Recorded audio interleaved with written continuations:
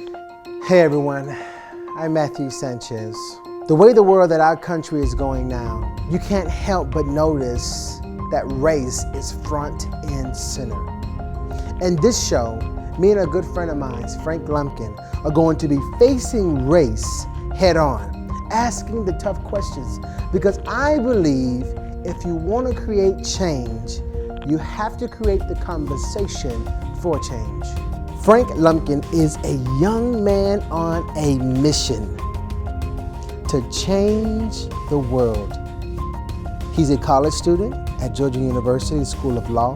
He's an entrepreneur, and he's also one of the founders of Interstate 14, a project that is trying to bring a lot of business into the Columbus community. In this conversation, let me be clear that me and Frank are only speaking from our opinions, from our point of view. We're not speaking to anybody else but from us. Enjoy.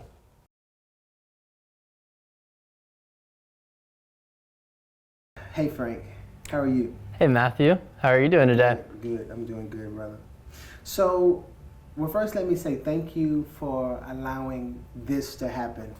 And you're my first guest, so thank you for allowing to be the first guest. Well, I'm just so honored to be your first guest, and just like you said in the intro, I really do believe this is such an important topic that we must, take head on. Right. And I mean, right now it's especially important because, I mean, we're all just people, right. and you and I, you're black, I'm white, right. and that doesn't change our relationship whatsoever, right. Even in tense times like this. And I really hope we can have a conversation, to show others that we need to be unified during this time, and that it's okay to ask tough questions and have conversations with people that are different than you. Right. Okay. So we recently had a conversation, I think a couple of months ago, about, you actually invited me to talk about it, which I thought was really moved me. The fact that a friend of mine who is Caucasian wants to know what I feel on what's going on.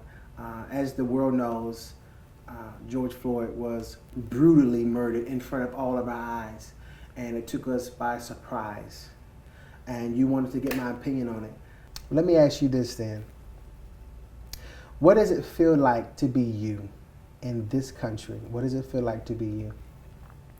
Well, I mean, it's painful to watch, brothers and sisters feel in pain and not understand the kind of pain that they're feeling. Right. And I really just wanted to be able to empathize. Not right. that I ever could fully do so, right. because I just, I have not faced the same adversities that you have. I've definitely have not faced the same adversities that those families of those that were shot, tragically during these times have faced. And I wanted to understand that. How did I feel? I mean, it makes me upset. I'm outraged by it. And that's what I wanted to hear from you on what you thought that we should be doing. Well, one thing I think that we all should be doing is what me and you are doing now, having a conversation about it. Because I honestly think the way to create change is to have the conversation about change, right? Absolutely. Right. Absolutely. What do you think is one thing that people of your color, let's be real, okay? People of your color don't get about people of our color? Well, just based on our conversation that we had the other day, right. We do not understand. White people do not understand the kind of fear, the kind of everyday precautions that you have to take. Right. It deeply saddened me when you told me about your daily routine, that when you get in your car, right. you drive, right. you take your wallet out, and you sit it on the dash, so that way if you get pulled over, that an officer does not, assume that you're pulling out a firearm. Right. That's something I've never thought about. My wallet stays in my pocket the whole time. I've been pulled over multiple, times, unfortunately, right. and it's never been an issue. And so I think getting across to white people that we've all faced different issues, and not basing decisions on what needs to be changed and what needs to be progressed in our society on just one race's needs is very important. Right. And that's why I think it's extremely important to have that conversation, because we need to when we address issues, we don't need to address them with a blanket.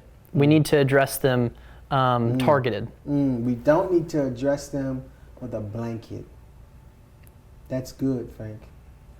That's good. Why do you think they do that, though? I don't think it's because anybody's trying to to leave anybody out of the conversation necessarily.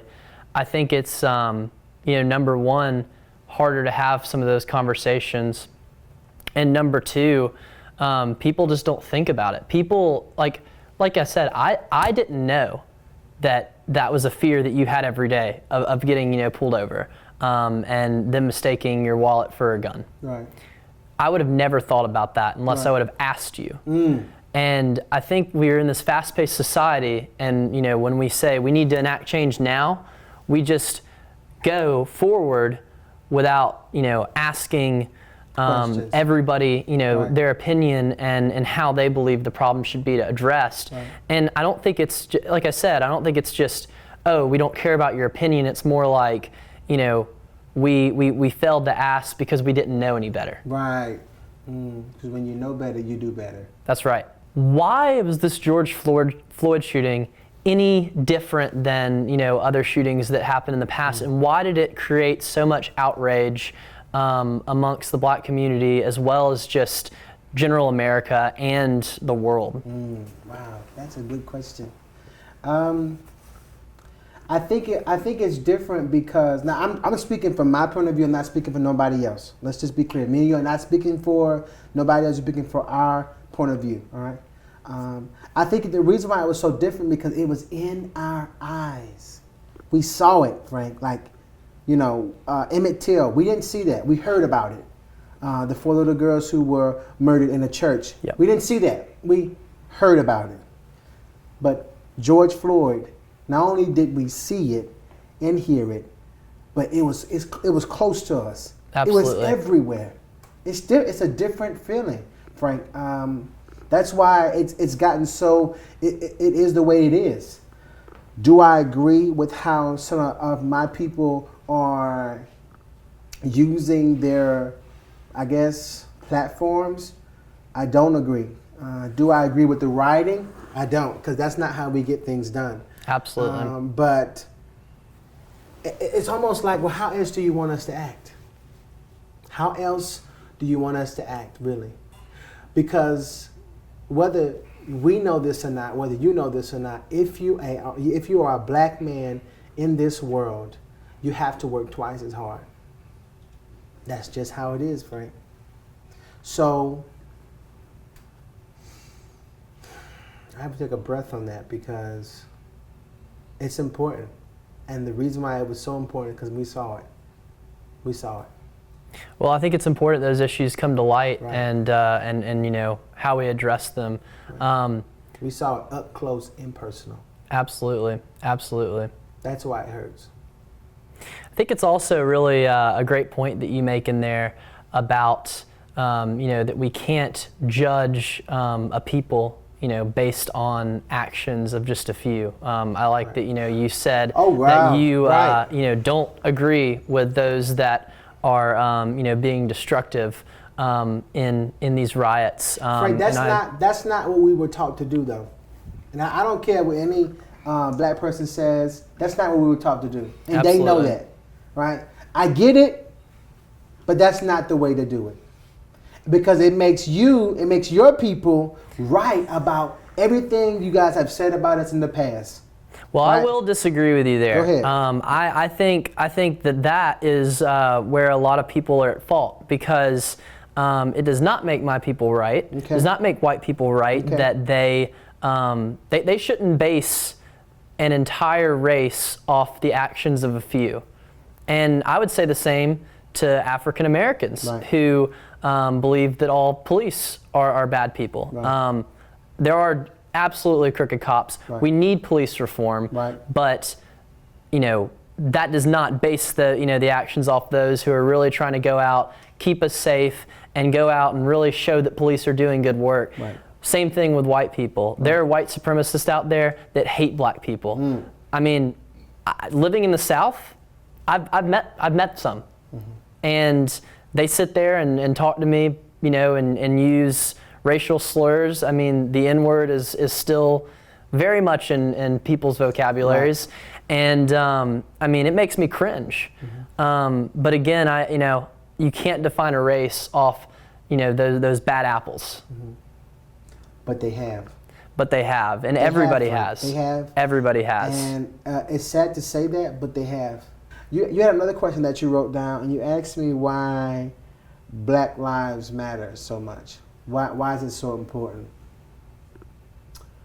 I will say to you, the reason why Black Lives is so important, the reason why we express it is because we have been shown so many times that it's not important, right? We have been shown that not only do we not matter, but our words don't matter either.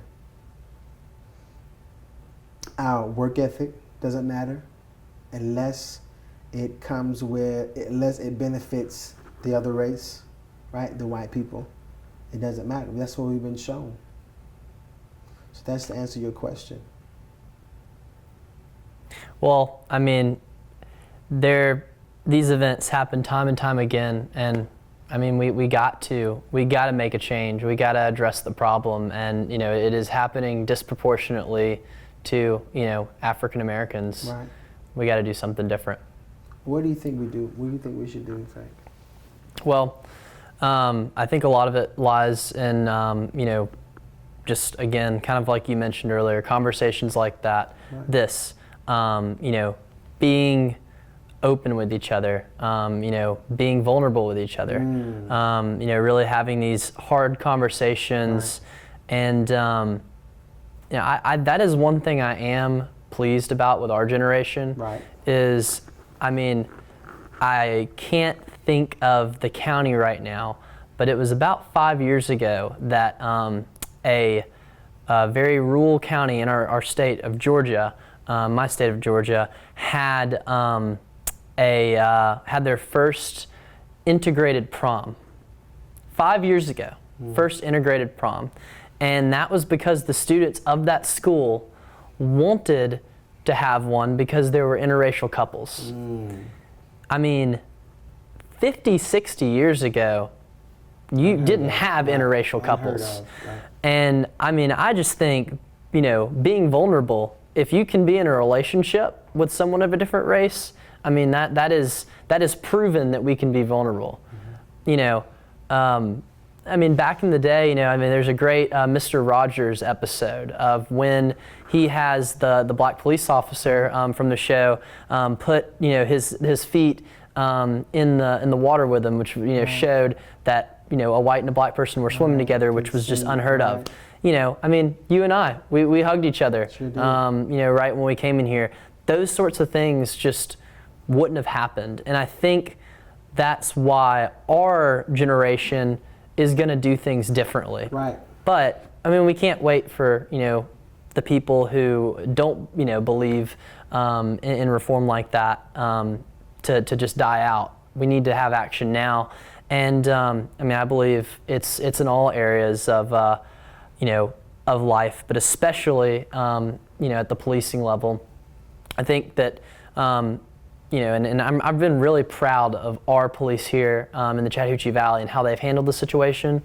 From what I understand, they did a really good job of being out in the community. Right. I know of one program that I learned about when I was in Boy Scouts, where they, the police go out and they actually put on Christian rap music, and they have programs where the police serve ice cream to kids, getting out and just showing them that they're not the bad guy, and showing them from their perspective of like, well, this is why don't approach a police officer Right. and look like you're wielding something. Right. Just there's things like that. Action being taken in the community so that people understand each other. Right. So.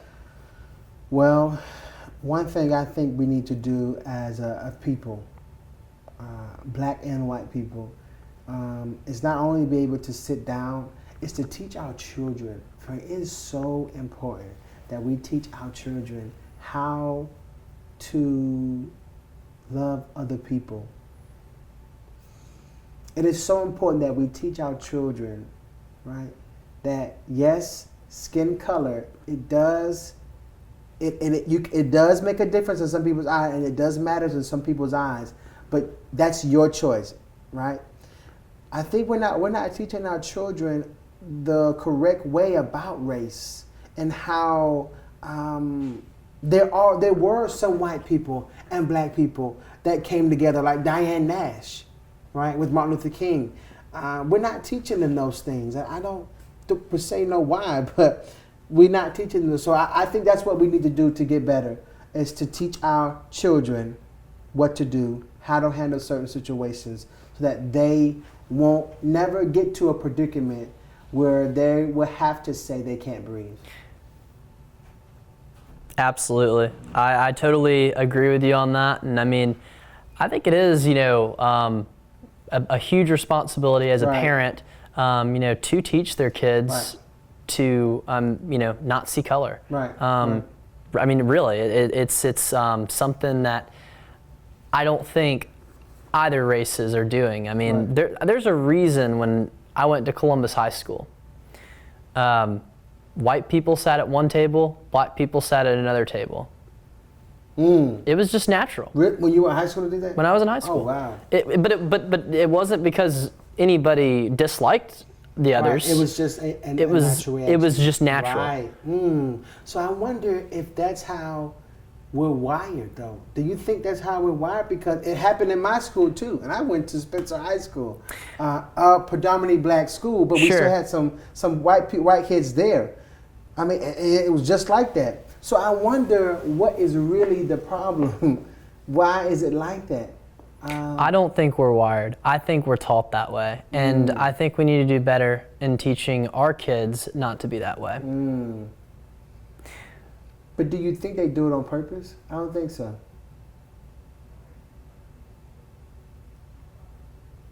You know what? I can't answer that. I don't know. I don't know either, Frank. I don't know if they do that on. I'm not gonna say they don't, and maybe it's just because of cliques. You know, people have certain cliques they hang around. Sure. Wow, that's something to really think about.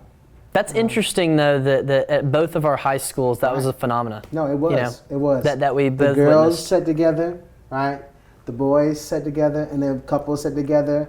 The Asians sat together. Even the Samoans sat together. Sat together. Absolutely. And the white people. So it was like that. That's why I wonder if that's the way we are subconsciously wired, and we don't even know it. You get what I'm saying? And it could be. But it makes me want to think. It makes me think, though. If you think about it. I think, again, it'll be very interesting to see what happens in another generation. I mean, I think we are becoming more accepting of each other. We are, and like you said, I do believe in our generation because they're stepping up. I mean, Absolutely. At this past election, not here where we're filming at, but in Columbus and Muscogee County, a lot of young people went out and voted. Mm-hmm. A lot of young people worldwide are going out to vote. And they know that even though we're told that our vote doesn't matter, they know deep down inside that the vote matters. So I do believe in our younger generation, because we're getting things done. I mean, look at you and me. Just be honest here. Look at me and you. So, Absolutely. I do believe it. Let me ask you this question, though. Sure thing. Do you think that you have white privilege? Yeah. Now, what makes you think that?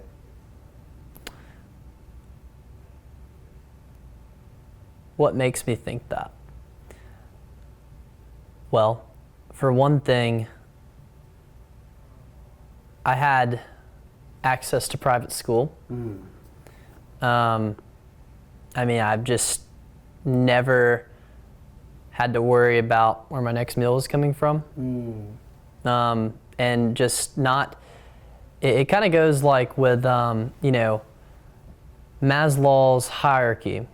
If you go back to your AP psychology class. And in America, we're pretty good about providing all the basic needs. I mean, most everyone in America has food. Most everyone has shelter. But other things, the next tertiary step, we don't necessarily provide. That being safety, like we talked about earlier. That's something I don't have to worry about. You said that's something you have to worry about.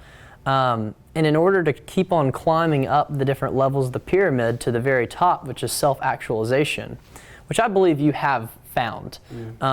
So, thank you. And but I feel like a lot of people, I think it's easier for white people to self-actualize, and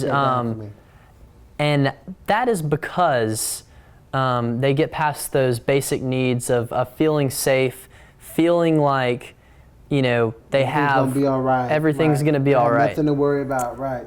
And that allows you to have more time to devote to an outside cause.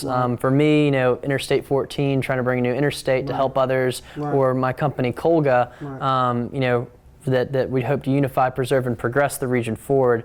If you're having to worry about yourself, you can't help others. And just take a look at history.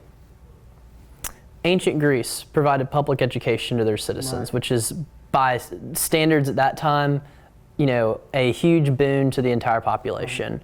Great minds, philosophy, schools of thought were produced during that period. Romans, same thing. They built perhaps some of the greatest infrastructure projects in all of history. If we can get to the point that we are allowing more people, black, white, whatever color you may be, to self-actualize, to reach their fullest potential, to want to bring in interstate or some major project to boon their region, to start a YouTube channel that is teaching other young people and inspiring and motivating other people to do stuff, like in your case, then think where we could be as a society. So we'd colonize Mars, we'd have, space stations, we'd solve climate change.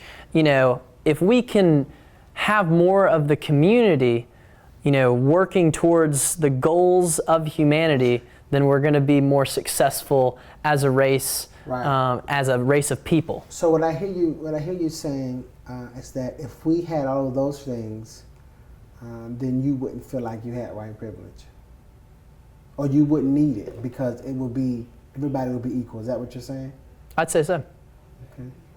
Why do you think it's so hard for other white people? Because if you ask, I don't know any particular white person that feels this way, but I have heard some particular white people that say, no, I don't have privilege. I struggle just like you. I have to struggle to put food on my kid's table, just like your mother had to struggle. So why do you think other white people don't get it? Maybe not all white people have it. I mean, there are definitely white people who are in situations that, they are in an impoverished situation, or don't have it to the same degree. Others just probably in denial. I mean, I have white privilege, but I work extremely hard. Right. And I don't get that confused. I mean, I work, excruciating, hours to try to make all, my ends meet for my goals. That's not putting food on the table. That is, working towards bringing this new interstate to the region. That's towards, managing my company, going to law school. Trying to manage all those things takes a ton of work. And I think, when you're working that hard, no one wants to admit that you haven't had any benefits. But I mean, I wouldn't be able to work that hard if I didn't have, some of the benefits. That's good. That I did. That's good. What's the next step? What do you believe is the next step for us as a society to move forward. What do I believe is the next step? I have to go back to having these kind of conversations. You know, the book I believe in, which is the Bible, it says that people perish for lack of knowledge. Now, what that means to me is that if I don't know how you feel, Frank, then you'll never even have the assumption to ask me how I feel. Right? So it all goes back to having conversations. Yep. That is the next step. When we all can sit down and disagree to agree, right? If I can be okay with you saying I disagree, that's where we need to be at, right? If we all can sit down, despite our skin colors, despite what we believe in, if we could sit down at one table, right, and have a discussion that needs to be had, then it will get better. I'm telling you, it will get better. It will get better. The world is ran like this. I mean, these people just don't write new laws into the country. They sit and have a conversation about it. Absolutely. It may get heated sometimes, right? They may disagree, but they have a conversation about it. That is how we get better. That is how we move on. Let's sit down, have the conversations that need to be had. So again, your children and my children will never be in a predicament, right, where they're arguing and they won't understand each other.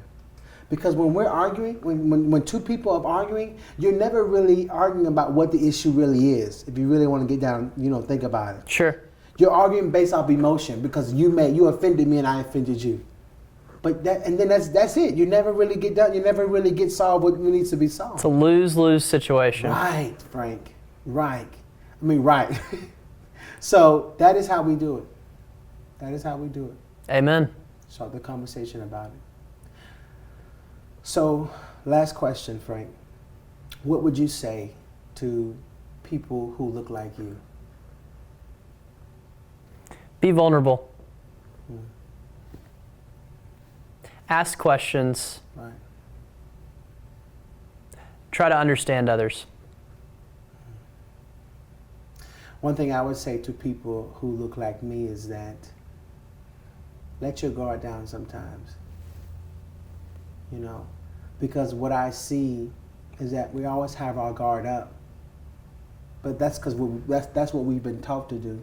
But if you have your guard up, you never get to see the person for who they really are because you never gave them a chance.